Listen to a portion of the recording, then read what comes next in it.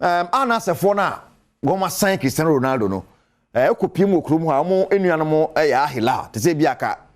Ghana ha kotoko ne has ha eti wo mo se am kotoko so mo has na sign Ronaldo no a wo mo kotoko so mo has no so se ene mo so bakofa Messi aba e friend no mo ahila fo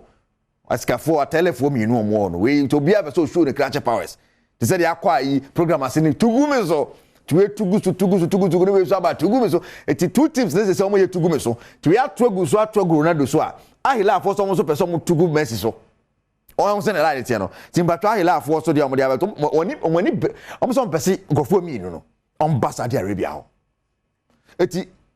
mani chairman sikeni u dan okwan wa o se kwachire ye de be filling station ni ya tu kwachire ni ya bubu dan de filling station sikeni na kasa no money stops all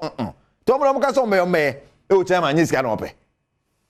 no pe sika ka se tu sika so na ebobo se misu me ura ho te so bo so ase obe ko ba no ko sika o PSG ti mo sika bo be ko mani ya so man number 10 on the number 10 yon fani agro obebo ti o miru ye hese Saudi Arabia o mesa akoko pie mu na bibia timi akoye